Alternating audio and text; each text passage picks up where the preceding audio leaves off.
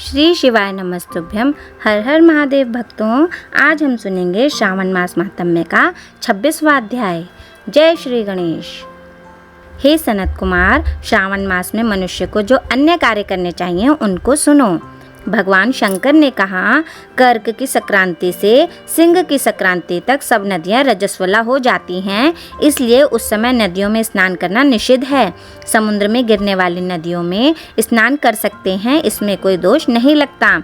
कुछ महर्षियों का कहना है कि कर्क संक्रांति से दक्षिण दिशा में स्थित भगवान अगस्त्य के उदय काल तक नदियां रजस्वला रहती हैं। ग्रीष्म ऋतु में भूमि पर जो नदियां सूख जाती हैं वे भी रजस्वला रहती हैं।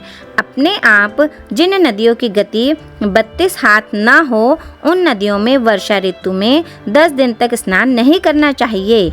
उन नदियों को नदी न कहकर गर्त शब्द से पुकारें। कर्क संक्रांति के आरंभ में महानदियां रजस्वला होती हैं।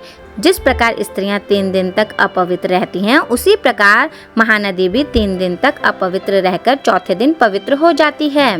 गोदावरी, भागीरथी, वेणिका, तुंगभद्रा, पयोष्ठी और तापी ये 6 नदियां विंध्य पर्वत के दक्षिण में बहती हैं।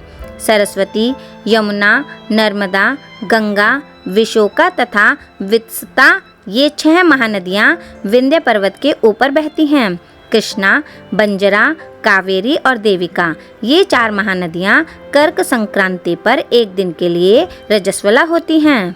कर्क संक्रांति से गौतमी नदी 3 दिन रजस्वला रहती है।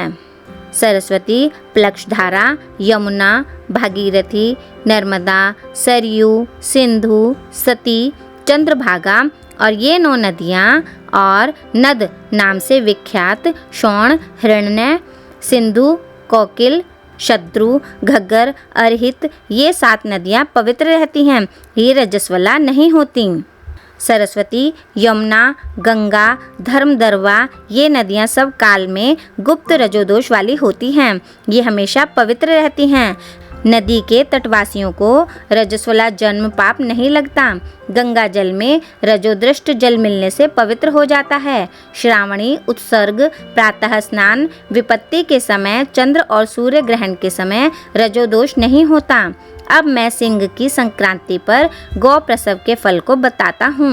सिंह का सूर्य हो जाने पर जिनकी गौ ब्याही हो उसकी 1 मास में निश्चित ही मृत्यु हो जाती है। उस समय की गौ प्रसव की शांति का उपाय सुनो, जिसके करने से मनुष्य सुखी हो जाता है। उस गौ को ब्राह्मण को दान कर देनी चाहिए।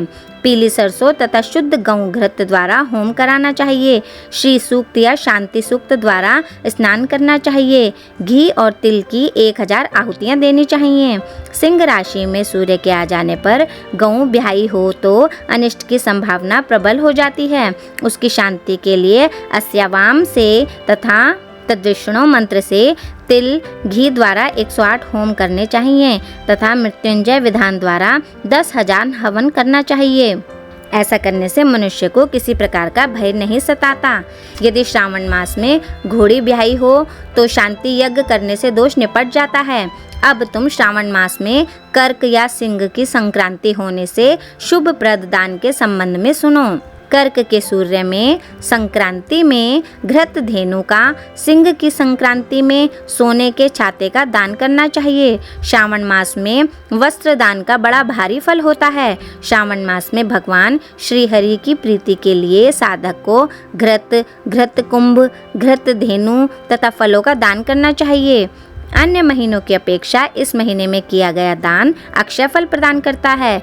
मुझे इस महीने से अधिक प्रिय और कोई महीना नहीं है। जो इस महीने में व्रत करता है वह विशेष रूप से मेरी कृपा का पात्र होता है। ब्राह्मणों का राजा चंद्रमा और प्रत्यक्ष देवता सूर्य हैं।